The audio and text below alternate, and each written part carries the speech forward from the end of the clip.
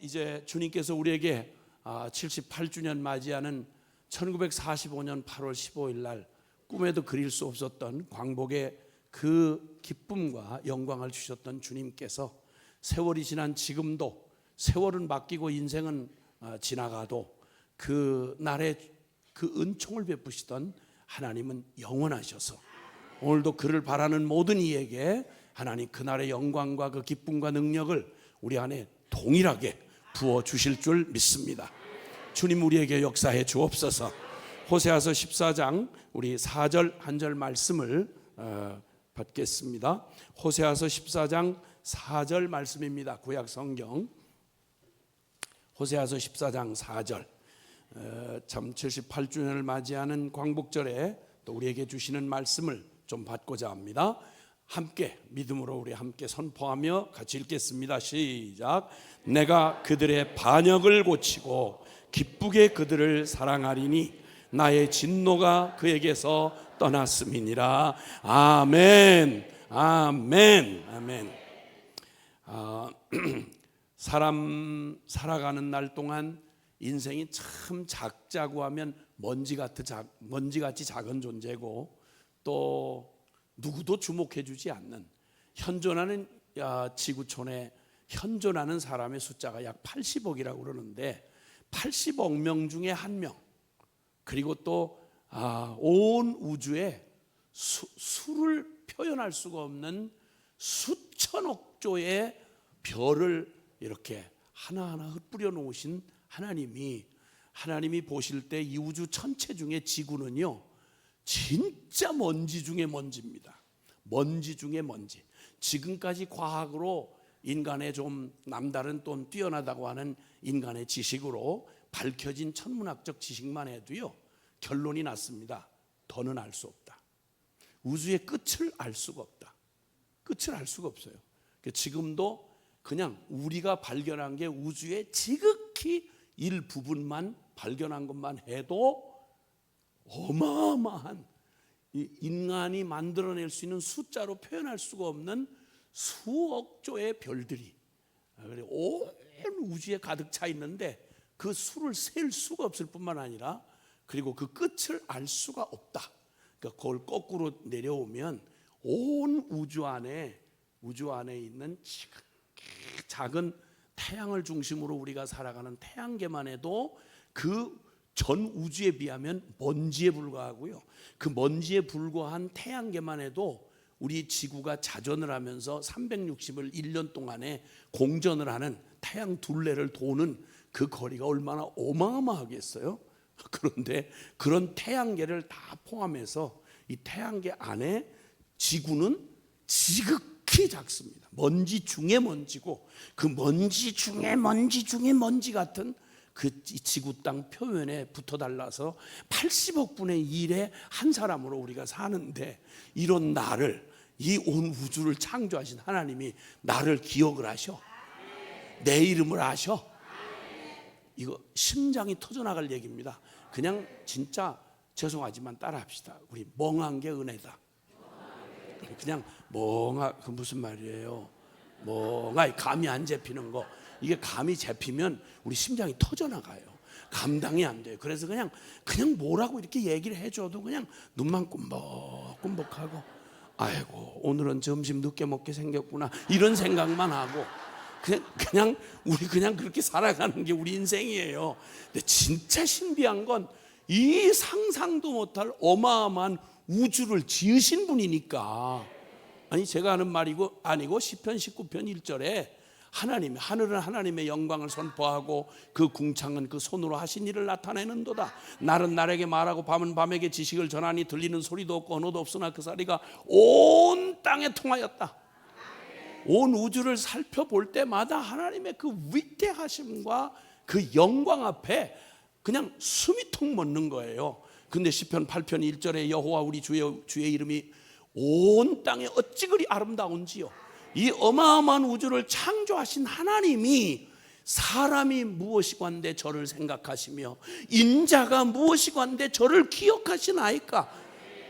가슴이 터져나갈 것 같습니다. 주님, 이 크신 하나님이 나를 이처럼 사랑하사 하나밖에 없는 아들 독생자 예수를 대신 죽여서까지 하나님의 아들을 주시는 그 사랑으로 날 사랑하다 사랑하다, 인간 언어가 표현해서 표현이 모자라니 좀 용서하시길 바라는데, 하나님이 나를 사랑하다 사랑하다 미치셔서 당신의 하나밖에 없는 예수 아들 예수님을 통째로 잡아서 그 핏값으로 나를 구원하셔서 하나님을 태어나면서부터 반역하는 죄인으로 태어났던 나를 구원하사 하나님을 아버지라고 부르고 그분의 영원한 나라에 저 천국을 마련해 놓으시고, 와, 무한한 영광의 그 영생을 누리도록 하게 하시는, 그냥 말로만 문장으로만 들어도 가슴이 터져나갈 얘기예요. 맨정신으로 못 들을 얘기예요. 그래서 그냥 내 정신이 아니라 주정신으로 들어야 돼. 그러니까 지금부터는 그냥 아야 계산기 내려놓으시고 그냥 주정신으로 들으셔야 돼요. 아멘.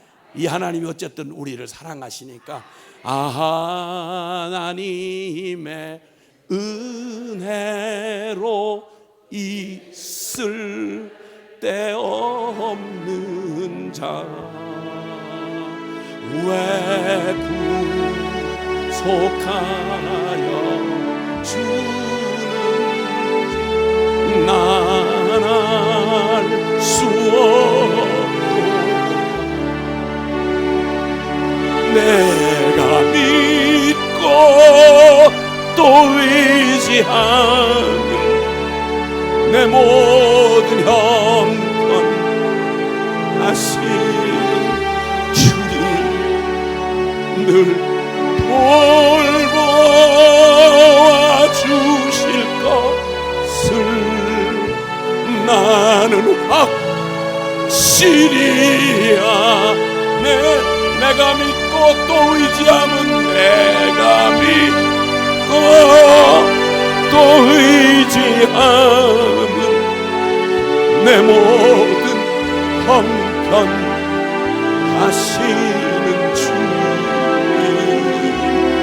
늘 돌보아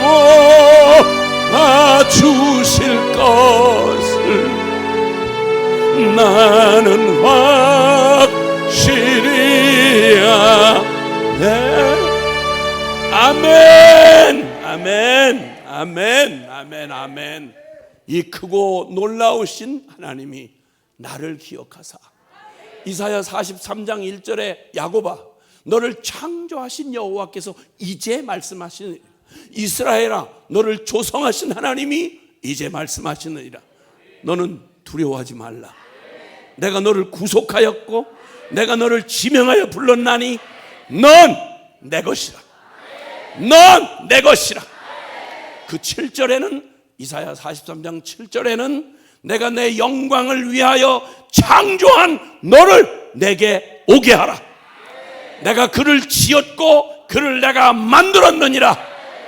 재수 없어서 태어난, 낙태를 할래도 죽지 않고 태어난 명익인 목숨이 아니고 그저 잘못 주어진 운명 팔자인 줄 알았는데, 나는 망한 술집 아들로 태어났는데 예수 예자도 교회 교자도 모르고 태어나서 그냥 휙 운명의 바퀴에 내던진 정말 재수 없는 인생인 줄 알았는데, 방황하고 자학증에 시달리던 어느 날 설명할 수 없는 하나님의 은혜로 예수 예자도 교회 교자도 내 운명과 팔자와는 상관없는 줄 알았던 나를 예배당으로 내 발걸음을 억지로 인도하사 거기서 들었던 제 인생을 뒤바꾼 말씀은 요한복음 3장 16절 말씀이었습니다. 하나님이 세상을 이처럼 사랑하사 독생자를 주셨으니 이는 저를 믿는 자마다 멸망치 않고 영생을 얻게 하려 하심이라. 영적 고아였던 제가 하나님이 날 기억했다니, 하나님이 날 부르셨다니, 하나님이 날 위해 당신의 아들 십자가에 보혈을 흘리신 그 복음으로 나를 기다리고 계셨다니. 예수님 맞고 뒤집어진 다음에 전 누가 제자 훈련 시켜준 것도 아니고 신학 공부한 것도 아닌데 요한복음 3장 16절이 그대로 믿어져서 주님 앞에 뭐라고 말했냐면, 기도할 줄을 모르던 내가 주님 나 무소유로 살겠어요. 아무것도 필요 없어요. 내가 불행했던 건 가난한 것도 아니고 술집 아들인 것도 아니고 팔자가 꼬인 것도 아니고 재수 없이 태어난 이 시대도 아니고 내가 하나님을 나를 이처럼 사랑하는 하나님이 있는 줄도 모르고 영혼의 고아처럼 살았던 게 내 불행의 원인이었어요. 그럼 이제 고아가 아버지 만났는데, 그것도 크고 영화로우신 온 땅의 주인이요 내 생명을 그토록 사랑하는 하나님을 내가 아버지로 만났는데 내가 뭐가 더 필요하겠냐고. 더 필요 없다고. 문자 그대로 저는 지금까지 무소히 옵니다. 사글세 반 칸도 내 이름으로 된 건 없습니다. 그리고 전혀 도와줄 필요도 없고요. 저 얘기 왜 하나? 전세라도 얻어달라는 거야? 이런 쓸데없는 생각하지 마세요. 여러분이 저를 도와올 거 없어요. 제가 왜 여러분의 도움을 받아요? 저한테 헌금하려고 생각하지 마세요. 할 분도 없겠지만. 하나님이 내 아빠인데 식구도 적은 게 아니에요. 애를 5 낳았어요. 다 선교사예요. 왜? 뭐 어때서? 괜찮아요. 우리 집 있는데 뭔 새집을 걱정을 해. 이 땅에 잠깐 머물다 가는 거 어디든지 여관에 살듯이 호텔에 지내듯이 그렇고 살다가 가는 거지. 그러고 보니까 제가 지금까지 주민등록 등본을 떼보니까 평균 2년에 한 번씩 이사를 갔더라고. 그러니까 나는 은사가 하나 있는데 이사 다니는 은사, 그건 하나는 확실해요. 여호와 나의 목자시니 내가 부족함이 없으리로다. 예수님 믿는 거 관념도 아니고 정신통일도 아니고 염불이 아닙니다, 여러분. 믿는 내가 뒤늦게 깨닫고 내 믿음이 부족할 뿐이지, 하나님이 여전히 그분은 지금도 지으신 만물을 붙들고 계시며 다스리고 계시며 인생들의 삶을 뒤죽박죽 살아가는 것 같은 인생들의 삶을 주님이 분명히 주관하고 계시고 악을 반드시 심판하시고 하나님 정의를 세우시는 살아 계신 하나님이십니다. 더군다나 신기한 건 인생인 우리가, 미물 같은 우리가 기도하는 그 기도를 누구든지 구하라, 찾으라, 문을 두드리라, 그리하면 얻을 것이요 찾을 것이요 열릴 것이니, 구하는 이마다 얻을 것이요 찾는 이가 찾을 것이요 문을 두드리는 에게 열릴 것이니라. 쉬지 말고 기도하라.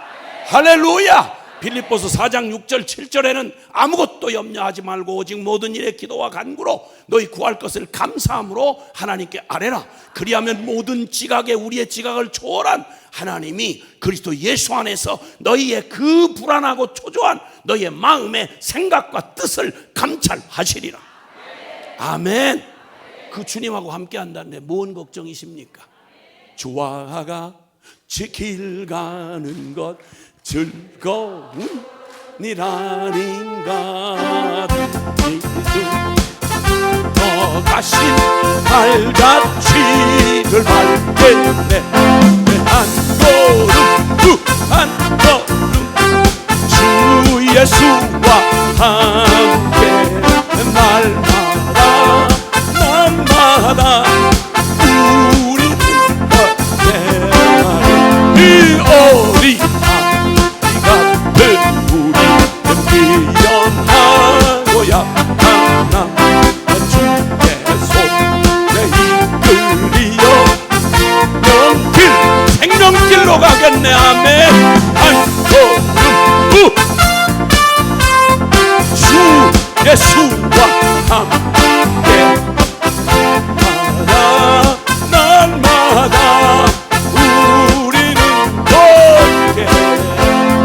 네, 아멘. 주님과 함께 가는 거 세상 천지 어떤 순간이 닥쳐도 기억하세요.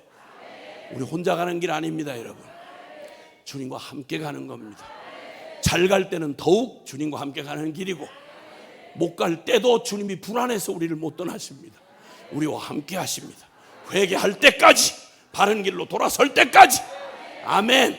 한 개인의 삶에도 마찬가지, 그리고 한 민족의 운명도 마찬가지입니다.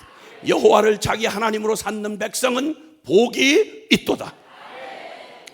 역사에 우리는 잃어버리고 빼앗기고 지키지 못한 것 한탄을 하면서 일제 36년의 끔찍한 저주스러운 삶을 1910년 한일 합방된 이래로 국치의 날이라고 기록되는 그날 모든 주권을 다 갖다 일본 놈에게 바치고 제 나라 제 땅에서 하나님이 베풀어 주신 그 땅을 지키지 못한 채, 아하, 준 건 못 지키면 받지 않은 것보다 더 저주구나.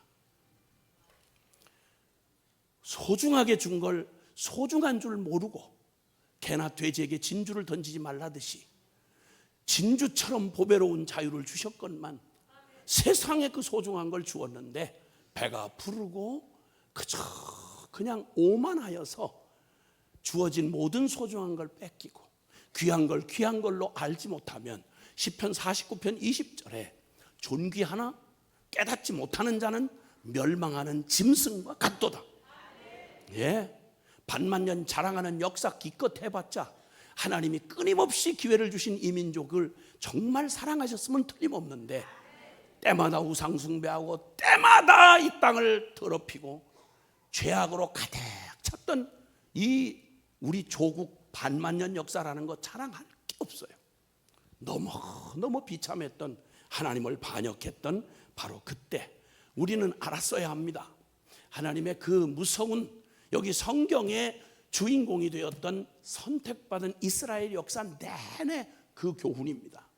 하나님이 복을 주셔서 저 출애굽 노예 430년 노예를 해방을 시켜주셔서 은혜를 베풀어 주시고 광야 무인지경 광야에서도 하나님 한 분이면 충분하다는 걸 구름 기둥과 불 기둥으로 그리고 하늘의 만나와 미추라기로 그리고 반석의 생수로 주님 한 분만이면 40년 광야길에 부족함이 전혀 없었던 걸 다 보이시고 가르치시고 그냥 뼈마디가 자라도록 그렇게 복을 주셨건만 하나님이신 그 특별하신 부르심, 하늘 백성이라고 하는 그 영광, 그리고 주님의 함께 하시는 임재, 그 모든 축복을 그렇게도 받으면서도 그 땅 주시고 약속의 땅 가나안에 갖다 데려다 놨더니 출애굽의 그 엄청난 430년 애굽에서 그 끔찍한 저주와 그리고 그 멸망에서 그 노예 생활에서 자유를 허락해 주셨더니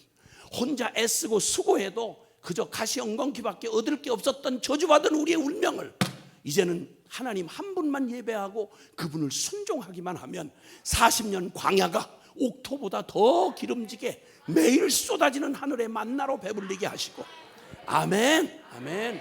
하나님하고 함께 할 수 없는 죄인, 존재적으로 죄인이었던 그들에게 구름 기둥과 불 기둥으로 밤낮으로 함께 하시는 졸지도 주무시도 아니하시는 하나님 여호와의 임재의 축복을 그렇게도 경험하고도 그리고 그 후에 가나안 땅을 차지하니 눈에 뵈는 땅이 너무 좋고 집이 너무 좋고 그저 노예로 살다가 그저 여기저기 돌아다니던 노숙자 출신의 이스라엘 백성이 하나님이 주시는 그 기가 막힌 약속의 땅 가나안 땅에서 젖과 꿀이 흐르는 땅에서 배부르고 기름지고 그리고 먹고 살만하고 제 집 다 마련하고 농사 짓고 성 쌓고 좋은 집 마련하고 나니까 이제 보이지 않는 하나님 귀찮은 거예요.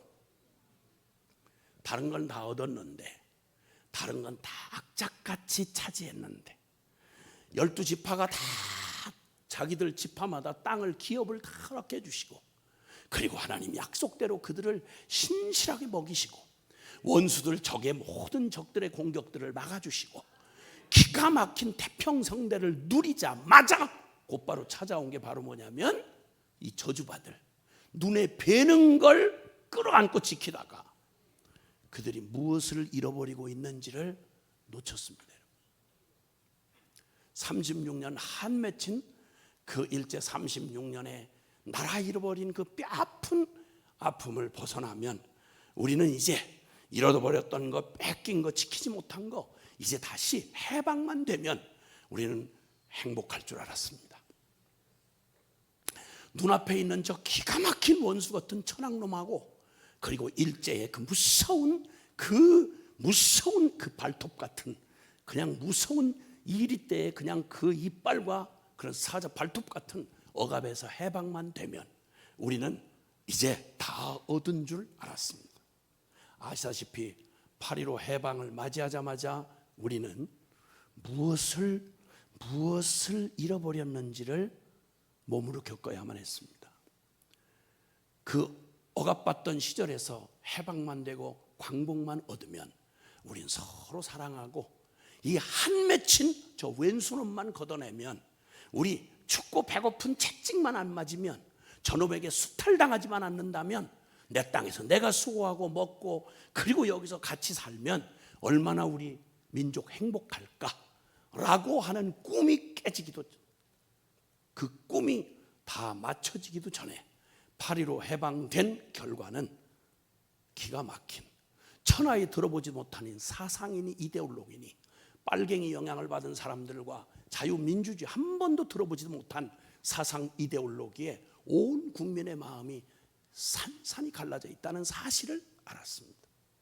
땅은 차지했는데, 그리고 하늘을 열렸는데, 그리고 이제 그 눈치 봐야 할 무서운 왼수놈은 사라졌는데, 기가 막힌 눈에 베이는 바로와 애굽의 군대는 사라졌는데, 홍해 바다는 거쳤는데, 그런데 끔찍하게도 우리 민족의 내면 안에 고생 끝에 눈에 베이는 환경과 조건과 저 왼수 같은 놈만 치워버리면 그러면 행복하고 평화를 누릴 줄 알았는데, 눈에 베이는 왼수보다 적보다 더 무서운 게 우리 안에 독사처럼 또아리를 틀고 민족의 가슴마다 여기 서려 있는 줄을 누가 알았겠습니까? 45년에 해방되자마자 아시겠지만 이미 북한 땅은 소련 공산당의 앞제비 수하가 됐던, 이름도 바꾼 김성주라고 하는 놈이 김일성이라는 영웅의 이름을 빌려서 사기를 치기 시작하고, 이미 북한 땅은 소련의 그 검은 마수가 사상이라는 빨간 붉은 볼셰비키 혁명을 받았던 그들에 의해서 거기는 이미 장악하고 있었습니다. 3년 뒤 1948년에 남쪽에는 이승만 대통령과 함께한 자유민주주의, 기독교 자유민주주의 공화국을 기치를 하고, 그리고 자유민주주의 대한민국 건국을 선포하는 동안 동일한 그 해에 저 북한에는 이미 준비되어 있는 인민민주주의 공화국을, 인민민주주의 공산주의 공화국을, 사회주의 공화국을 이미 거기서는 이미 딱 모든 군대와 함께 침략 준비와 함께 세팅을 다 해놓고 말았습니다. 일본만 제끼면, 그리고 이 억압받는 눈앞에 베이는 원수만 없어지면, 춥고 배고픈 것만 사라지면 우리는 행복이 찾아올 줄 알았습니다. 그러나 8.25와 함께 맞닥뜨려야 했던 것은 우리가 무엇을 잃어버려, 어떤 걸 잃어버리면 가장 큰 저주인지를, 땅 뺏기는 것보다, 국권을 뺏기는 것보다, 그리고 눈앞에 원수의 손아귀에서 해방되는 것보다 더 절급하고 소중한 게 무엇인지를 알아야만 했습니다. 여러분, 무엇을 잃어버리면 가장 큰 저주가 될까요? 집 뺏기고 땅 뺏기고 건강 뺏기고 눈에 뵈는 거 다 뺏기는 거, 참 어느 하나도 적다고 할 수 없는 우리에겐 심각한 문제입니다. 그러나 이 모든 것을 다 가지고도 이거 하나를 뺏기면 가장 무서운 저주가 되는 게 있습니다. 저는 78주년 8.15 이 말씀을 준비하면서 주님께서 우리에게 그날도 우리는 되찾지 못했던,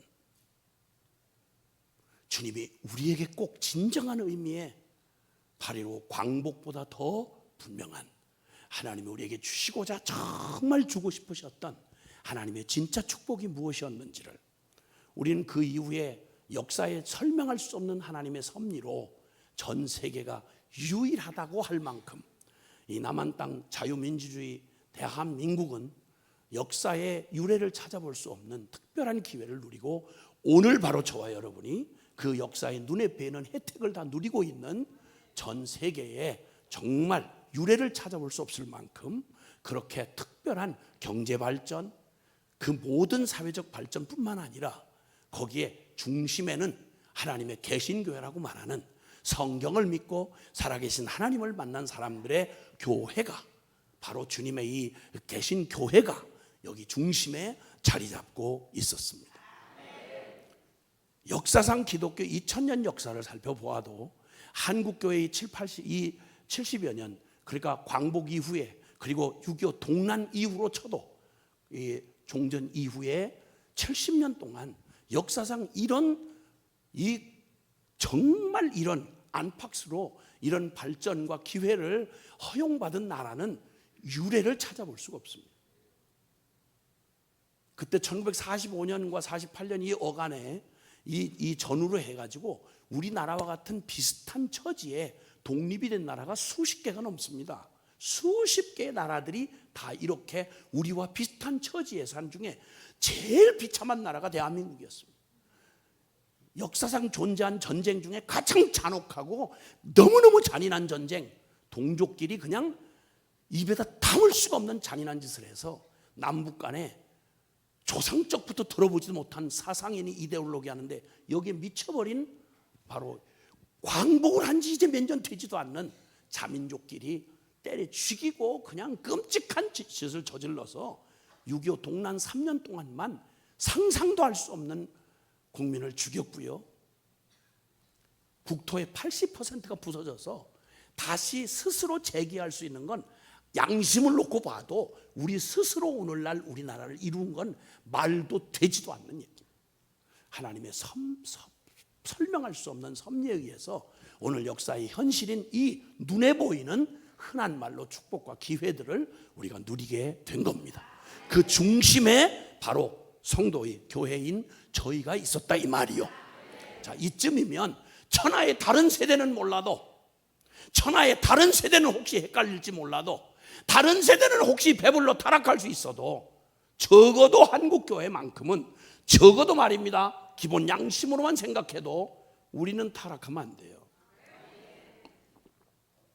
우리는 딴짓하면 안 돼요. 너무 큰 은혜를 받았기에, 너무 소중한 기회를 얻어서 몇 년 전까지만 해도 이 작은 나라 땅덩어리 안에서요, 세계 선교사 파송순위 2위 국가였어요. 2위 국가. 우리보다 1000년씩 앞선 그러한 나라들이 그 나라들을 제치고 우리한테 복음을 전해줬던, 선교 전해주었던, 복음을 전했던 그 나라들 제치고 미국 다음으로 다 해봐야 5천만밖에 안 되는 이 남한 땅, 그것도 1200만 성도들이 6만 교회가, 개신교회가 이뤄낸 업적이라고 하기에는 진짜 너무도 엄청난 하나님의 기회요 축복이었습니다.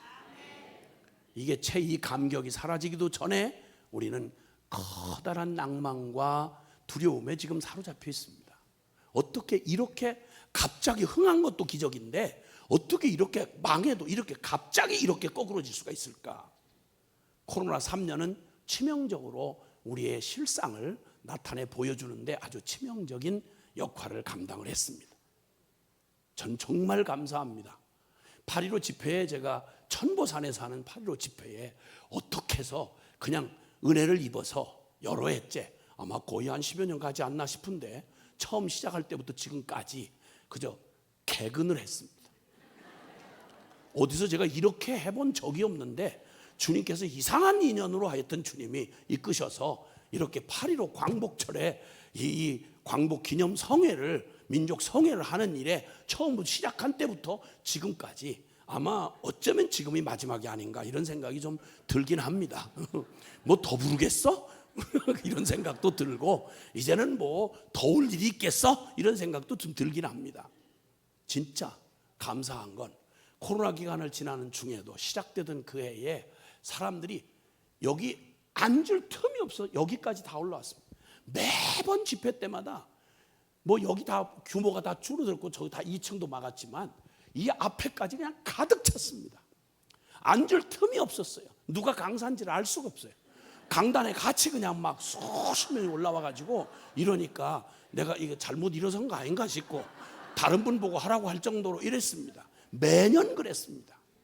매년 하나님이 끊임없이 그래도 하나님이 수많은 그 안에 수많은 젊은이들이 함께 와서 주님 앞에 부르짖고 기도하며 주님 앞에 감격해서 주님의 나라를 부르짖던 바로 그것이었습니다. 코로나 때 정말 충격이었습니다.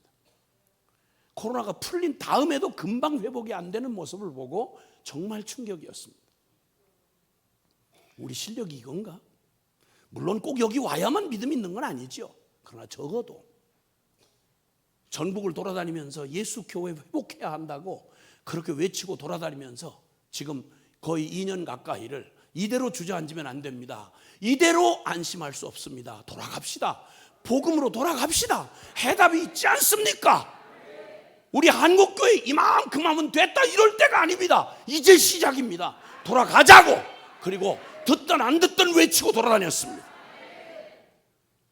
주님이 조금은 좀 슬픈 마음이 있던 터에 오늘 이 말씀을 주시는데 감격이 됐습니다. 내가 그들의 반역을 고치고 기쁘게 그들을 사랑하리니 나의 진노가 그에게서 떠났음이니라. 주님, 당신 앞에 진노를 불어일으켜만 우리가 게을렀습니다. 우리가 악했습니다. 우리가 너무 배불렀습니다. 기도 안 하고 자빠졌습니다. 주님의 교회가 문을 닫고 1만 개가 3년 동안 1만 개가 문을 닫았다는데도 누가 가슴을 쥐어뜯고 기도를 해야 될 텐데 성도들이 놀러가기에 바빴습니다. 쌈질하기에 바빴습니다. 핑계대기에 바빴습니다. 일정 시대 때만 신사참배한 줄 알았더니 꼴랑 다 해봐야 코로나 때에도 우리의 신앙의 모습은 너무너무 부끄러웠습니다. 하나님, 제가 그랬습니다. 용서해 주세요. 우리 실력이 이거밖에 안 됩니다. 다시 한번 해볼 수 있을까요? 라고 이런 마음이 있던 터에 주님께서 내가 그들의 반역을 고칠 거야. 기쁘게 내가 그들을 사랑할 거야. 나의 진도가 한국교회에서 떠나고 다시 한번 우리 주님 앞에 충성하고 순전한 사랑으로 한번 해볼 수 있는 기회를 줄 거야. 그러면 제일 먼저 주님 앞에 감격하며 달려나와야 할 사람이 기도하는 사람 말고 누가 있겠어요? 누가 있겠냐고. 기도하는 여러분과 저 아니고 누가 있겠냐고. 주님 앞에 먼저 응답하고, 저 꼬라지 별거 부끄럽고 제일 모자란 무지랭이 같은 자지만, 그러나 주님, 당신의 능력이 크시기에 우리가 어떤 게 문제가 아니라 내 잘나고 못나고 크면 뭐가 크겠어. 우리가 다 해봐야 전능한 주님 앞에, 우리 주님 앞에 내가 무슨 존재겠어. 부끄러울 거 밖에 없고, 정말 주님 앞에 믿음이 있는 척 남에게는 자랑하고 남 판단하고 했지만 나도 똑같이 주님 반역한 종자가 그런 종자 아닙니까? 기도 쉬었습니다. 주님 순종 못했습니다. 남을 가로막고 내가 대신 중보기도라도 해야 될 텐데 그렇게 못했습니다. 속만 상했습니다. 절망감이 자꾸만 밀려왔습니다. 그런 동안에 세월이 이렇게 지났네요. 주님, 용서해 주세요. 기회를 놓친 우리를 용서해 주세요. 다시 한 번만 우리에게 기회를 주셔서 한 번 더 그 78년 전 그 소망 없던 이 땅에 하나님이 뻔히 반역할 줄 아시면서 남북이 갈라지고 무슨 짓을 할지 뻔히 아시면서도, 속는 줄 뻔히 아시면서도 반역하는 우리에게 하나님 그 놀라운 이 민족의 기회를 열어주셨던 것처럼 지금 가나안 땅에서 타락한 이스라엘처럼 주님이 이렇게 놀라운 은혜를 주신, 우리에게 주신 이 조국 대한민국의 현실을 보면, 우리의 다음 세대를 보면 기가 막혀요. 우리 자녀들 지금 어디가 있죠? 얘들 천국의 문 앞에서 만날 확신이 있으세요? 내 자식들 대학 보내는 열정만큼만 천국 보내기를 애썼더라면 우리 애들 이 정도까지는 아니었을 거 아니겠어요? 먹고 살만해지니까, 배불러지니까 대학 보내는데 미쳐가지고 애들 영적 상태에 대해서는 도대체 누구도 거들떠보지도 않은 채 주일학교 다 말아먹을 때까지, 청년들 다 떨고 나갈 때까지 이 천막한 세상의 음란과 그리고 이 모든 더럽고 썩고 타락한 이 새 속에, 타락한 물결 속에, 홍수 속에 애들이 구명복 한 번 입지 못한 채 성경을 알아, 예수님을 알아, 기도를 할 줄 알아, 학교 못 보내면 죽는 줄 알면서도 성경을 가르쳤어. 기도의 모본을 보였어. 거룩한 삶에 죄를 이기고 사는 의연한 성직자부터 시작해서 우리 애비애미까지 우린 과연 우리 자식들에게 뭘 보여줬는지 이제 자책하고 후회하기에는 너무 멀리 갔어요. 이미 한국교회가 성장이 멈추고 이렇게 기울기를 시작했다는 말은 1992년부터 이미 그렇게 발표하기 시작했어요. 누구도 안 들었죠. 가나안 성도들이 교회 안 나가 하는 가나안 성도들이 100만이 넘었다는 얘기가 벌써 10수년 전부터 나왔는데도 거들떠도 듣지 않았어요. 우리 교회만 잘 되면 되니까. 아직도 신학교에 뭐 사람들 많이 오는데, 어느 때나 세상의 모든 일들은 다 그렇게 한때는 흥하다가 한때는 망하고 이럴 수 있어요. 그러나 하나님의 나라는 그렇지 않아요. 주님은 영원하세요. 변하지 않으세요. 인생은 풀과 같고 그 영광은 풀의 꽃과 같아서, 베드로전서 1장 24절에 인생은 풀과 같고 그 영광은 풀의 꽃과 같아서 풀은 마르고 꽃은 시드나 주의 말씀은 세세토록 있도다 하였으니 너에게 전한 이 영원한 복음의 말씀이 하나님의 영원한 말씀이다. 이렇게. 할렐루야. 말세에 고통하는 때가 이를 거라고 디모데후서 3장 1절 이하에, 말세에 고통하는 때가 이르니 사람들이 자기를 사랑하고 자긍하고 교만하고 무정하고 원통함을 풀지 아니하고 부모를 거역하며 그냥 되는 대로 질서도 없고 온통 그저 나 하는 개인주의가 가득 찬 상대주의 포스트 모던, 인간의 오만한 과학과 모든 문명이 하나님을 배척하고 마음에 두기를 싫어하는 이때, 심지어는 쾌락 사랑하기를 하나님 사랑하는 것보다 더하며, 심지어는 교회조차 경건의 모양은 있으나 경건의 능력은 부인하는 때가 올 거라고 디모데후서 3장 1절에서 5절까지 말씀했습니다. 사람들은 탐욕이 가득 차서 음란한 여자처럼 여기저기 기웃거리고 귀를 가렵게 해줄 성경도 아닌 잡다한 죄인들의 정욕을 슬슬 부추겨주는 이놈처럼 별 기독교의 이름으로 별의별 전문가들이 많이 나오고 신학이란 이름으로 수많은 성경을 변절시키는 일들이 그렇게 난무하고 더럽히는데도 불구하고 유행 따라서 이리로 쫓아가고 저리로 쫓아가고 이 세미나에 이 훈련에 이 생난리를 치고 영적이라고 말하면서 얼마나 인간의 탐욕을 부추기는 영적 혼돈의 시대가 올 건지 이미 2000년 전 주님이 예언을 정확하게 해놓으셨어요. 그리고 결론적으로 디모데후서 3장 12절에는 무릇 경건히 살고자 하는 자는, 예수를 제대로 생명으로 믿고자 하는 자는 핍박을 받으리라. 그리고 말씀해 주기를 14절에 그러나 너는 이렇게 혼돈스럽고 사람들이 속기도 하고 속이기도 하는 이 인간성을 포기하고 온 세상이 하나님을 대적하면서 온통 정욕으로 가득 차서 그냥 뒤범벅이 되는 죄악의 홍수와 쓰나미가 밀려올 때, 그때 교회는 뭐 해야 되느냐? 세상에 앞서서 앞장서서 막 재능과 막 재주를 발휘해야 되느냐? 아니요. 주님 거꾸로 이렇게 말씀하세요. 디모데후서 3장 14절에 그러나 너는 배우고 확신한 일에 거하라. 너는 내가 누구에서 배운 것을 알며 그 배우고 확신한 일이 바로 뭔고 하니 15절에 내가 어려서부터 성경을 알았나니 성경은 능히 너로 하여금 그리스도 예수 안에 있는 믿음으로 말미암아 구원에 이르는 지혜가 있게 하고, 아멘. 또 모든 성경은 하나님의 감동으로 된 것으로 교훈과 책망과 바르게 함과 의로 교육하기에 유익하니 이는 하나님의 사람으로 온전케 하고 하나님의 선한 모든 일을 행할 능력을 갖추게 하려 함이라. 성경으로 돌아가라. 살아계신 하나님께로 돌아가라. 복음 앞으로 돌아가라. 교회가 이젠 교회답고 성도가 성도답고 이제 그만큼 했으면, 할 짓 그만큼 했으면, 배불러서 하고 싶은 짓 그만큼 했거들랑 이제 더 돌이킬 수 없는 마지막 벼랑 끝에 가기 전에 지금 돌아서라. 그 복잡하고 어려울 게 하나도 없어요. 복음으로 돌아가면 되는 거예요. 살아계신 하나님의 말씀으로 돌아가면 되는 거예요.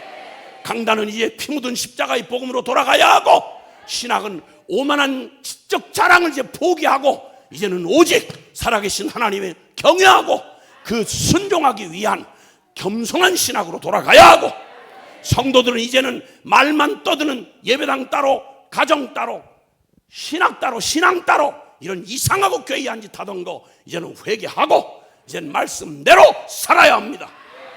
보고 들은 말을 증언하는 참된 정인들이 이제는 교인이 교인답고 교회가 교회답고 성도가 성도답고 예배가 예배답고 교회가 교회다운 이 시기는 더 늦으면 큰일 납니다. 오 하나님, 우리의 운명을 8.15 광복에 완전히 뒤바꿔 놓으신 것처럼 주여 오늘 이 자리에서 우리의 심령을 완전히 뒤바꿔 놓으시옵소서. 그래서 이제는 원래 주님의 걸어가야 할 그 길로, 좁은 길로, 진리의 길로, 그리고 십자가의 그 길로 우리 걸어가게 하옵소서. 아멘. 저는 잃어버리면 가장 큰 저주가 되는 가장 큰 게 무엇이었느냐라고 말할 때, 하나님이 우리에게 주신 이 광복의 은혜로 주어진 이 광복을 받으면서 우리 민족 모두가 제일 먼저 깨달았어야 될 것이, 우리가 회개하고 돌이켰어야 될 것이, 여러분, 치명적으로 8.15 광복을 맞이하기 전에 한국교회는 치명적인 죄를 지었더랬습니다. 우리가 날마다 말하는 그 순교 신앙을 가졌던 주기천 목사를 정식 교단 노회에서 정식으로 목회자들이 목사직을 빼앗고 순교를 지키겠다던 주님 앞에 주님 외에 누구도 경배하지 못하겠다. 나는 오직 10계명의 1계명, 2계명, 나 외에 다른 신을 두지 말아라. 너희를 위하여 우상을 만들지 말고 거기 절하지 말아라. 그러므로 일본 저 신사에 가서 절을 하고 저 800만 신을 섬기는 그런 일본의 신사에서 귀신 섬기는 거기에 온 국민이 국민의례라고 하는 걸 교회가 앞장서서 하지 않으면 죽여버린다 라고 하는 일제 앞잡이에 두 손 두 발 들고 목회자들이 앞장서 가지고 불쌍한 교인들을 앞 데리고 가서 신사에 절을 받게 하면서 고개만 까딱하라고. 그때 못하겠다는 주기철 목사를 가서 목회자들이 설득을 하면서 당신만 믿음이 좋아? 이렇게 해서 결국은 그 총뿌리를 옆에다 댄 바로 그 현장에서 주기철 목사를 목사질 파직시켜버리고 교회가 내쳤습니다. 그리고 단체로 동경에 가서 앞장서서 국민의 앞장을 서서 교회가 신사참배를 가결하고 신사참배를 하는 저주를 저질렀습니다. 8.15 해방이 왔습니다. 그럼 회개했어야 되는데 회개한 사람 많지 않았습니다. 그 이후에 계속해서 주기철 목사를 내친 분들이 뭐라고 말하는 거 아니? 주기철 목사의 순교신앙을 우리는 이어받았습니다.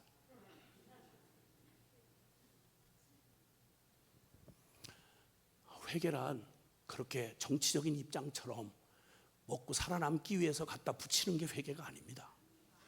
그럼 우리는 나았습니까? 아니요. 우리 교회는 순교를 지킨 교회라기보다는 죄송한데 우리가 늘 이야기하는 순전한 순교자들과 달리 대부분의 사람들은, 대부분의 교회는 신사참배를 하고 우상숭배에 타협을 했습니다. 반역했던 겁니다. 그 소망 없던 일제시대 한복판에서 하나님은 우리에게 다른 걸 주신 게 아닙니다. 우리 1907년 평양 장대한교회, 그것도 앞선 1904년 거기 1903년 원산 대부흥, 토마스 하디를 통해서 하나님 앞에 정말 소망 없던 이 땅에, 복음을 들어도 변하지 않는 이 땅에 하나님의 가슴 아픈 통안을 가지고 하나님의 부르짖던 선교사들을 먼저 회개하게 하시고 평양 원산 부흥의 불길이 일어나기 시작하더니 1907년 그 온 삼천리 반도를 뒤흔드는 평양 장대교회 부흥이 일어났습니다. 나라는 곧바로 일제에 넘어갈 바로 그 절망적인 시기에 하나님은 교회에 생명의 불꽃을 넣어주시고 교회가 그 시대의 민족의 희망이 되고 그 시대의 역사의 희망이 되도록 하나님이 축복을 해주신 겁니다. 그 고난 중에 그렇게 생겨난, 그렇게 세워진 한국교회는 마땅히 순교를 지키고 순전한 순정을 지킨 정결한 신부처럼 주님을 섬겼더라면 얼마나 좋았으련만. 그러나 다 그랬으면 좋겠는데 저나 여러분이나 예외 없이 같은 죄인들이라 너무 두려워서 그 시대를 살아남을래니 할 수 없이 변절을 하고 반역을 했습니다. 그럼에도 불구하고 주님께서 해방을 주셨으면 제일 먼저 이 해방이 우리의 노력이나 힘으로 되어진 게 아니란 걸 깨달았으면 제 밥그릇 찾아먹느라고 남북으로 나뉘어서 사상 이데올로기 팔아먹으면서 제 세력을 구축하는 일보다 더욱 중요한 건 반역을 고치고 우리를 용서하시는 하나님의 그 사랑을 되찾았어야 했다. 순결한 그 사랑을, 우리가 창녀처럼 버렸던 하나님을 향한 그 순수한 첫사랑을 우리가 돌이켰어야 하는 것입니다. 그걸 되찾았더라면 여러분, 그 사랑을 되찾지 못한 채 우리는 미안하지만 개별적으로는 그런데 그냥 그 전쟁의 소용돌이를 지나고 그리고 하나님의 말할 수 없는 기회를 부여받아서 한국 교회가 역사의, 한국 현대사의 중심이 되어서 우리는 막 교회가 부흥하는 발전을 경험했습니다. 그 모든 교회가 발전하고 엄청난 세계가 주목할 만한 이 축복이라고 말하는 다시 말하면 기회를 부어주실 때 우리가 좀 더 우리가 경험했듯이 모든 걸 다 잃어버려도 우리가 잃지 말아야 될 게 바로 하나님을 향한 순전한 첫사랑이듯이, 하나님이 아무리 많은 축복을 부어주셔도 이 축복보다 더 소중한 건 난 싫어요. 다른 보따리, 선물 보따리보다 난 주님이 필요해요. 젖먹이 아이가 천하 없는 걸 줘도 싫어요. 엄마 주세요 하고 말하듯이 내 영혼의 만족은 다른 축복 선물 보따리에 있는 게 아니라 난 주님이 필요해요. 고난이 닥쳐도, 시련이 와도, 그리고 모자라도, 병이 들어도 내게 필요한 건 주님이지 주님의 능력이나 선물 보따리가 아니에요. 이렇게 순전을 지켰더라면 주님이 주신 이 소중한 기회가 얼마나 우리에게 축복이 되었으련만. 저만 해도 70대 초에 소망 없던 망한 술집 아들로 자학증에 시달리던 나를 찾아오신 주님 만나서 감격해서 주님 만났던 그날을 잊을 수가 없고, 그날 이후로 제가 누가 가르쳐준 건 아닌데 작은 시골 교회에서 주님 어떻게 예배 드리는 그것만 해도 너무 감격이 돼서, 제가 기억하기로 그 한 교회에서 자라는 동안 제 기억에 공예배 때 눈물 없이 예배를 드린 기억이 잘 안 납니다. 생전 처음 들어보는 찬송가 가사 하나하나가 전부 그냥 부를 수가 없는 노래였어요. 나 같은 죄인 살리신 주 은혜 놀라워.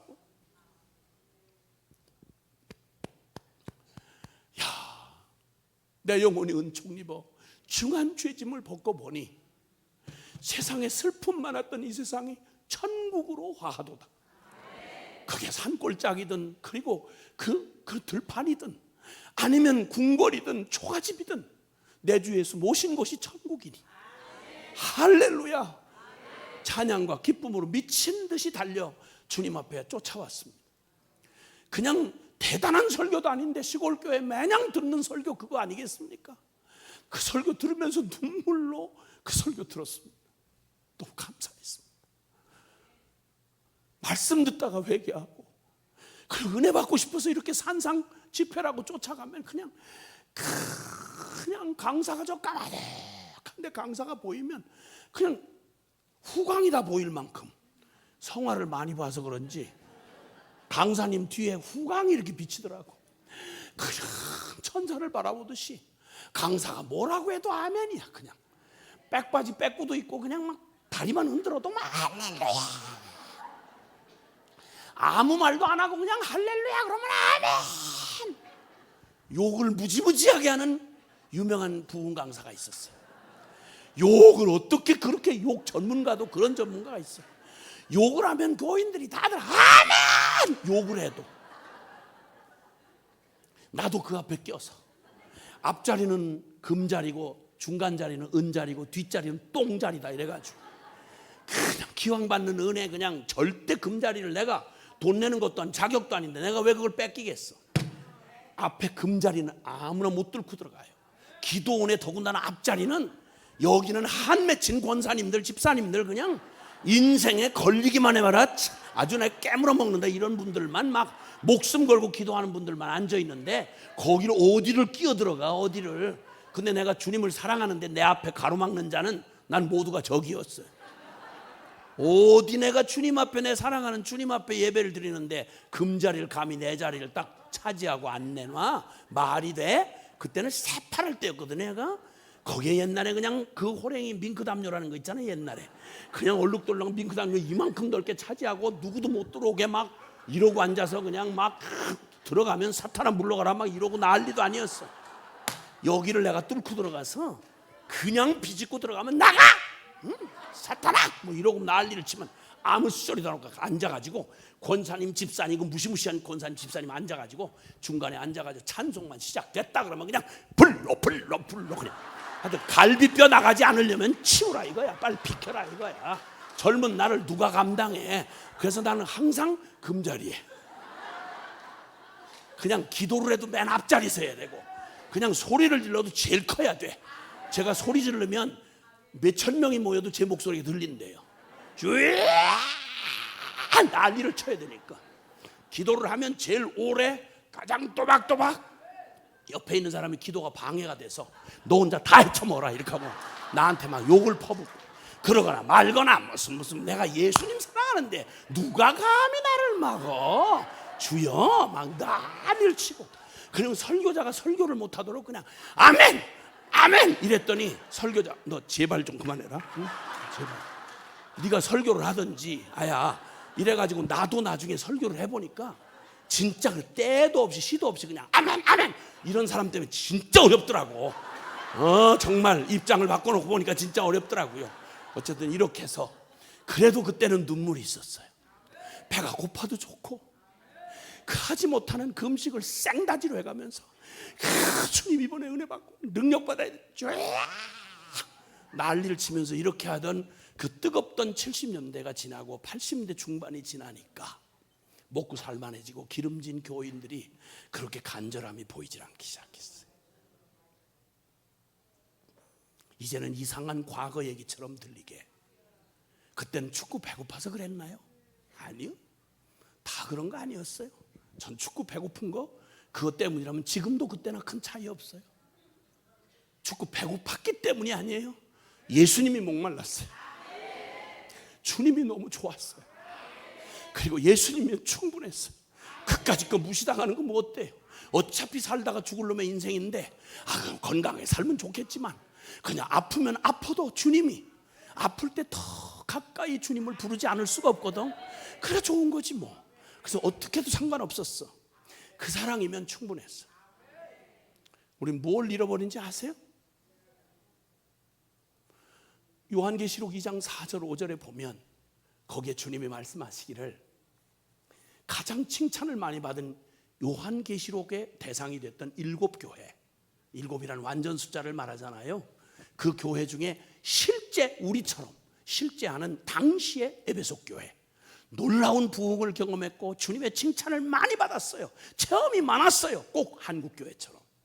그런데 아뿔싸 시간이 흐르는 동안에 눈앞에 있는 모든 건 다 지키고 막 이단도 싸우고 막 그냥 배척을 하고 교회를 지켜내고 핍박을 이겨내고 능력을 경험하고 강하고 힘 있는 교회가 되긴 됐는데 아뿔싸 눈에 보이지 않는 이유로 딱 하나.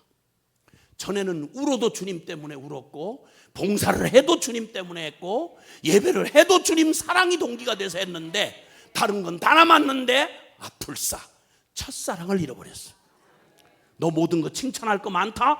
그러나 너에게 단 한 가지 책망할 일이 있다. 그건 바로 네가 처음 사랑을 잃어버렸느니라. 너 그거 어디서 잃어버렸는지 내가 도로 찾아서 회복하지 아니하면 내가 촛대를 옮겨버리리라. 여러분 교회를 7 금촛대로 표현하신 주님인데 교회가 금촛대 촛대로 옮겨버린다는 말은 교회가 교회됨을 잃어버린다는 말이에요. 교회는 예배당 건물 없어지거나 아니면 뭐 싸움이 나거나 정권으로부터 핍박을 받거나 돈이 떨어졌다거나 이런 따위를 위기라고 말한 적이 없습니다. 그 모든 것들은 능히 이겨낼 수 있습니다. 그런데 사랑을 잃어버리면, 사랑이 식어버리면 끝이에요. 여러분 속한 교회는 사랑이 있나요? 다른 사랑 말고요, 저끼리 끼리끼리 노는 사랑 말고 예수님을 정말 사랑하는 사랑이 있나요? 성가대의 찬양 속에는 주님의 사랑에 감격한 감동이 묻어나나요? 대표 기도하는 장로님의 기도에는 그 주님 사랑에서 말은 딸리지만 표현력은 부족하지만 그러나 마음이 감동이 전해지는 그런 대표 기도인가요? 아니면 멋지게 마누라 권사가 써준 멋진 연설문 하나 발표하듯이 안녕히 계셨습니까? 그동안 모든 사람들이 다 죄인입니다. 앞으로 노력하겠습니다. 그럼 너무 기대는 하지 마옵소서. 요즘 나라 돌아가는 꼴이 마음에 안 듭니다. 정의가 실현돼야 되는데 뭐 이러고 저러고. 그리고 안녕히 계십시오. 이런 유에 이런 투에 주님 사랑하거나 경외함은 전혀 느껴지지 않는 잘 훈련된 종교 냄새가 풀풀 나는 그런 대표 기도는 혹시 아닙니까? 그건 아닙니까? 다른 사람 얘기 말고 여러분은 어떠십니까? 마음에 들든 안 들든 약속한 주님과의 약속한 공예배에 주님 앞에 순종하여 예배 드리러 나아가려고 하는 여러분의 설레임은 혹시 언제가 마지막이셨습니까? 주일날을 기다리며 예배를 기다리며 사랑하는 주의 백성들, 피값 주고 난 하늘 백성들과 함께 마음에 들고 안 들고 갈등이 있고 없고 상관없이 그래 우리의 모든 차이보다 하늘아버지를 아버지라고 부르는, 예수님을 나의 주님이라고 부르는 이런 주의 백성들과 오늘 만나서 함께 기도하고 함께 예배하고 함께 주님을 섬기는 즐거움에 그 기대감이 여러 염려와 근심과 마음의 감정의 어려움보다 그게 더 커서 그 주일날을 사모하고 기다린 거는 언제가 마지막이셨습니까? 찬송을 부르다가 목이 덜컥 메어서 차마 고백을 이어갈 수 없었던 그런 감동이 있었던 찬송을 불렀던 때는 언제가 마지막이었습니까? 말 잘하는 세련된 설교 평하고 앉아있는 게 아니라 그 중에 한 말씀이 툭 다가와 내 심령을 건들면 그 주님 앞에 금방 회개가 나오고, 주님 미안해요, 죄송해요, 주님 말씀에 깨어있지 못하던 게 그게 마음이 아파서 주님 앞에 회개하며 눈물 흘려본 건 언제가, 여러분 메시지 듣다 은혜 받아서 눈물을 훔쳐본 건 언제가 마지막이셨습니까? 예. 근데 여전히 나는 장로고 권사고 집사니까 괜찮고 우리 교회 프로그램 멋있게 잘 진행되니까 예배 콘서트처럼 빈틈없이 콘티 딱 짜가지고 멋있게 되어지니까 괜찮으십니까? 이게 교회입니까? 이러면 충분합니까? 우리 가정에서 우리는 하나님을 예배하는 가정다운 모습은 일주일 중에 언제입니까? TV 켜놓고 아무도 서로 말할 사이도 없이 애는 애대로 신경질 내고 남편 아내는 이미 벌써 차디차게 식은 지 기대감 없는 부부가 오래된, 저 언제 죽나 하고 기다리는 이런 부부 생활, 가정 분위기, 이거 혹시 아닙니까? 괜찮습니까? 다 이렇게 사는 겁니까? 그게 주님이 핏값 주고 그 가정의 주인으로 주님을 모신 가정의 모습 그만하면 충분하냔 말입니다. 결정적인 순간에 자식들이 지켜보고 있는데 나는 세상의 가치입니까? 아니면 하나님이 기뻐하시는 가치입니까? 여러분의 결정은 언제였습니까? 대학 입시를 앞둔 바로 그때, 직장을 선택할 때, 자식놈들 결혼 문제를 놓고 보이는 갈등을 보일 때, 기도 좀 한다는 권사님 뭘 그렇게 악착같이 한풀이 하듯이 학벌 따지고 집안 따지고 딴 건 다 따지면서도 신앙은 결정적인 조건이 되셨습니까? 에? 뭐가 그렇게 자랑이 되셨어요? 유명한 기독교 집안에 성공한 누구를 데려왔는데 그거 믿음이 있는 놈인지 없는 놈인지는 여러분 결혼하는데 큰 결정하는데 도움이 되십니까? 이 썩은 가치를 가지고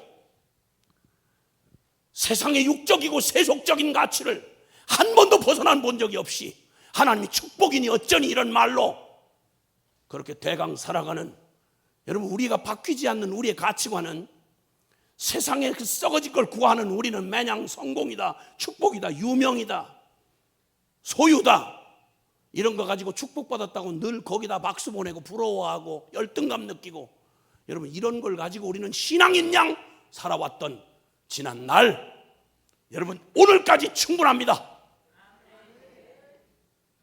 진정으로 우리의 이 썩은 가치가 바뀌지 않으면, 복음이 나를 온전히 이 가치관을 바꿀 수 없었다면 그건 더 이상 내게 복음이 될 수 없습니다. 여러분 죄송하지만 따라합시다. 나를 움직일 수 없는 믿음은 결코 믿음이 아니다. 나를 변화시킬 수 없는 복음은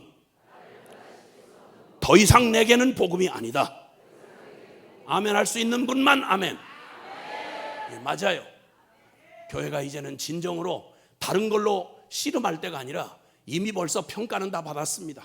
세상이 더 기대하지도 않습니다. 이제 말한다면 이제 실력으로 붙는 수밖에 없어요.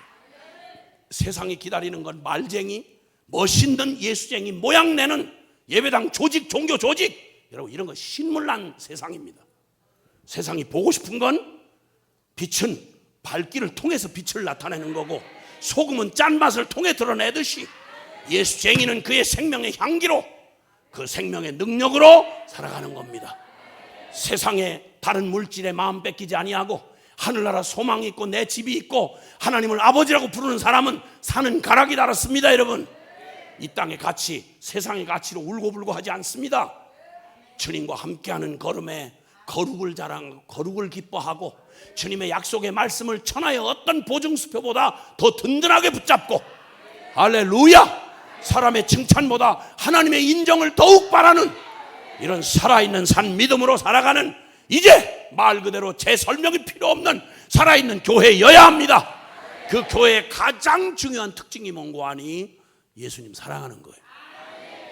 교회는 바로 예배당 건물이 아니라 구원받은 저와 여러분을 보고 교회라고 그러는데, 베드로전서 1장 8절과 9절에는 이렇게 말씀합니다. 너희가 예수를 보지 못하였으나 사랑하는도다. 지금도 보지 못하나 믿고 말할 수 없는 영광스러운 즐거움으로 기뻐하니 믿음의 결국 곧 영혼의 구원을 받음이라. 진짜 영혼의 구원을 받은 생명 있는 크리스찬, 참된 성도가 누구냐? 긴 말할 거 없어요. 다른 거 없이 알잖아요. 예수를 보지 못하였으나 사랑하는도다. 지금도 보지 못하지만 상관없어요. 믿고 말할 수 없는 영광스러운 즐거움으로 기뻐하니 믿음의 결국 곧 영혼의 구원을 받음이라. 여러분, 세상에 다른 건 다 사라져가도 그러나 여러분 사랑은 영원히 남습니다. 할렐루야. 고린도전서 13장은 우리의 영적 생활의 가장, 우리가 지금 78년 전 그날을 돌아보면서 우리가 얻은 건, 눈에 뵈는 걸 얻고 무엇을 잃었는지를 지금 돌이켜보고 있습니다. 지금 우리 한국 교회는 다른 거 아니고요, 이런 말 저런 말 뭐 다 여러 말 하겠지만 다른 거 없이요, 고린도전서 13장 1절에 그 유명한 구절에 이렇게 말합니다. 사람의 방언과, 내가 사람의 방언과 천사의 말을 할지라도 사랑이 없으면 소리나는 구리와 울리는 꽹과리가 되고, 내가 예언하는 능력이 있어서 모든 비밀과 모든 지식을 알고 또 산을 옮길 만한 모든 믿음이 있을지라도 사랑이 없으면 뭐라고요? 아무것도 아니요. 여러분, 천사의 말과 사람의 말과 천사의 방언, 얼마나 신비한 세계입니까? 얼마나 예언하는 능력과 지식이 있어서 모든 복음의 비밀을 알고 신학의 깊이를 알고 대단한 영적 지식을 가지고 있다고 해도, 멀리를 내다보는 굉장한 실력이 있다고 해도 똑바로 들어두십시오. 사랑이 없으면 그거 말짱 헛거라고요. 아멘. 내가 내 몸을 불사르게 내어주고 남을 구제하고 내게 있는 모든 것으로 구제하고 내가 나를 내 몸을 불사르며 헌신한다 할지라도 사랑이 없으면 그건 내게 아무 유익이 없느니라. 그러니까 하나님의 나라 영적 생활의 중심, 우리 교회의 영적 실력의 핵심은 바로 뭐냐면 다른 거 없습니다.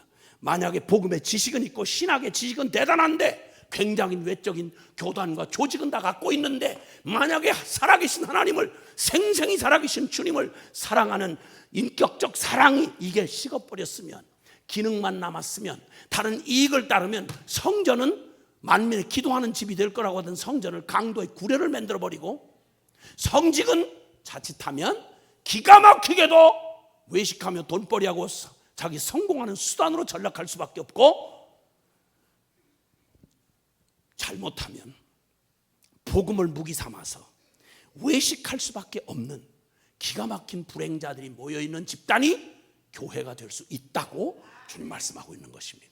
그러므로 우리 교회에 가장 지금 절박하고 필요한 그게 있다면 우리 교회는 이제 주님 이 위기 앞에 여러 대안들을 지금 찾고 여러 방법들을 찾습니다. 그런데 저는 20년 전부터 2002년도부터 십자가의 복음으로 돌아가지 않으면 이제 큰일 났다, 돌아갑시다, 다시 복음으로 돌아가자고 계속 외쳐왔고, 또 지금 더욱이 그 말과 함께 주님 앞에서 이 복음으로 돌아가자는 말은 다른 게 아닙니다.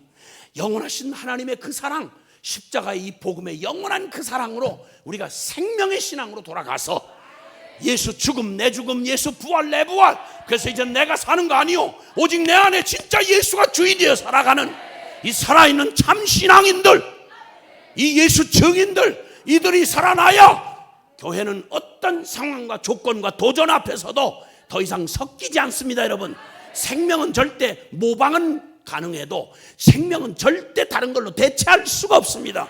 예수 생명으로 거듭난 주님의 교회야말로 이 수많은 말세의 이 지말에 이 모든 유혹과 도전과 모든 불가능을 깨고 승리할 수 있는 것입니다. 그 주님의 그 사랑이 위대한 것은 바로 반역을 고친 사랑이기 때문에 그렇습니다.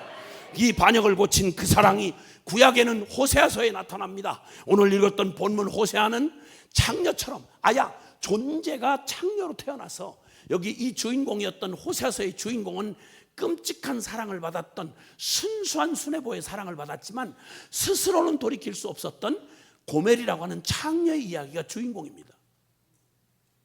그 창녀를, 운명적인 창녀를 하나님 뜻대로 사랑해야만 하는 운명을 가졌던 사람이 호세아 선지자입니다.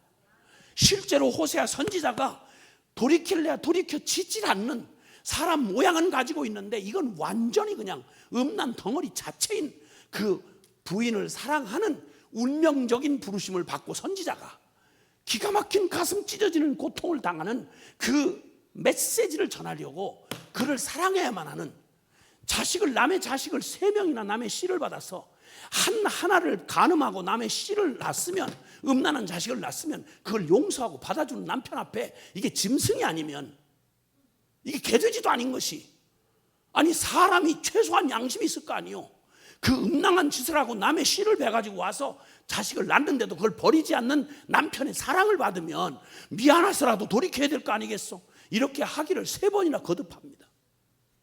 도저히 나중에는 마지막 반역을 하고 공개적으로 창녀로 자기 몸을 팔아서 인신매매, 그 창녀로 자기 몸을 팔아 떠나가는 그 부인을 끝까지 주님이 그 고멜을 사랑해서 그의 죄값을 네가 치러주고 데려다가 과거가 아무것도 없는 순결한 처녀처럼 네 아내를 삼아 끝까지 사랑하라고 말도 안 되는 일을 하나님이 호세아한테 시키신 얘기, 이게 구약 성경처럼 여러분이 읽으신 호세아서라고 하는 역사를 근거한 주님의 메시지의 바탕입니다. 이 메시지가 왜 이렇게 지어준지 아세요? 이때가 바로 북이스라엘, 이름은 주여 주여 하는 이스라엘 백성이지만 세상의 어떤 악한 이방 민족보다 더 더럽게 하나님을 반역하고 여로보암 2세 때 그 반역하는 그들을 오히려 육신의 그 축복을 해주었더니, 그러면 맞을 짓을 하는데도 하나님이 뭘 주시면, 그러면 인간 양심이 있으면 이게 웬일인가. 그리고 오히려 회개하고 마음을 찢고 돌아와야 될 거 아니겠어요? 더 뻔뻔스럽게, 더 교만을 떨면서 우리가 하나님 없이 우리가 마음 내키는 대로 동성애를 하든 뭘 하든 무슨 죄악을 저지르든 간통을 하든 뭘 하든 상관없이 무슨 짓을 해도 잘 되네, 기도 안 해도 잘 되네, 하나님 없이도 잘 되네, 이렇게 미친 짓을 계속 반역하는 그들을 향하여 메시지를 주시려고 그렇게 반역하는, 사랑할 수 없는 이 반역자들을 어떻게 수뇌보의 사랑으로 끊임없이 사랑하고 끝내는 그들의 반역을 마지막 날에는 그들 스스로 돌이킬 수 없는 존재적인 죄인들을 어떻게 돌이켜서 주님이 십자가의 대가를 지불하면서 그 핏값으로 사서 하늘 백성을 다시 삼아 하늘 그리스도의 신부를 삼을 건지를, 이걸 말도 안 되는 메시지를 호세아를 통해서, 그의 삶을 통해 주신 게 호세아서 1장 14장까지의 구약 성경에 있는 호세아서입니다. 여러분, 천갈래 만갈래 찢어진 선지자의 가슴이 이 하나님의 마음이 부어지고 나니까 맨정신이 아니에요. 미쳤어요.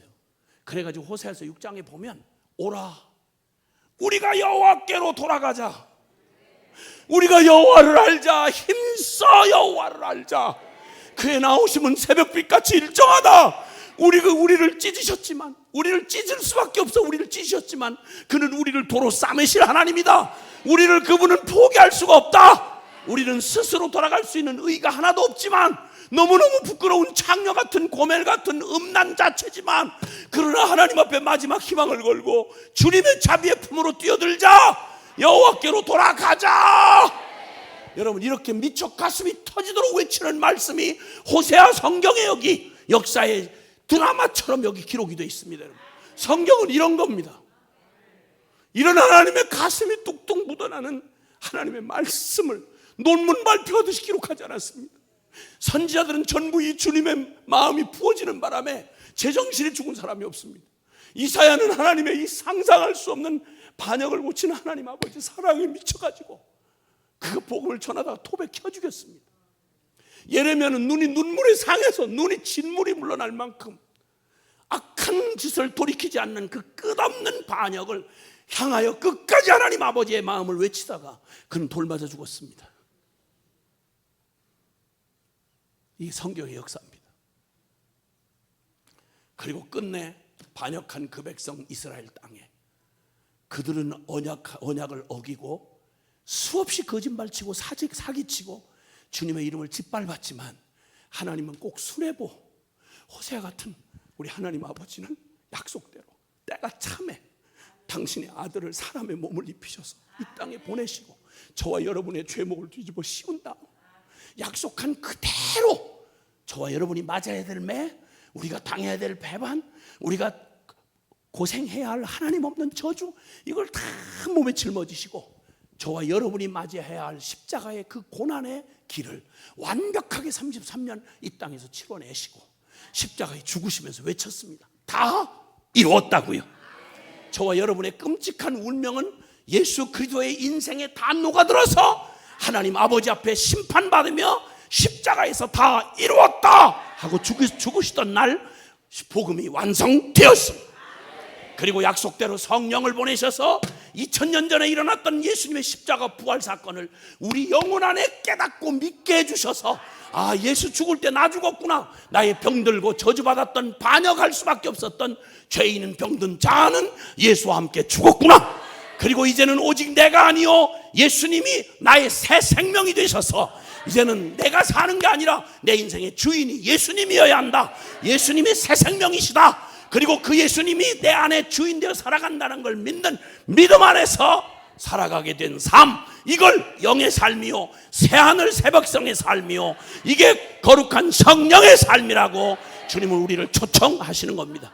교회는 이 십자가 이 복음을 가지고 이 역사를 바꾸고 우리 나라만 아니라 우리의 광복만 아니라 골로새서 1장 13절에 우리를 저 흑암의 권세에서 건져내사 하나님의 사랑의 아들의 나라로 옮기셨으니 악하고 더러운 저주받은 사단의 소나기에서 우리를 벗어내게 하시고 그리고 하나님의 영원한 자녀가 되게 하신 우리 주님을 찬양합니다.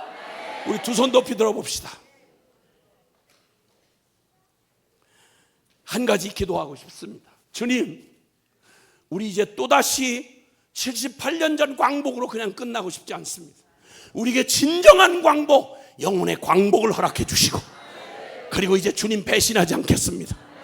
주님과 함께 이제는 배신한 과거의 나는 예수와 함께 죽었음을 선포하고 나를 완전히 두 손 들고 항복하듯이 내 인생 내가 나 하고 살아왔던 내 인생 이거 저주받은 하나님이 순종할 수 없었던 나 주님의 십자가에 내 던져버리고 이제는 오직 예수님 나의 전부가 되어 주옵소서. 나의 왕이 되시옵소서. 내 인생의 새 생명이 되시옵소서. 우리 주여 간절히 부르고 통성으로 기도합니다.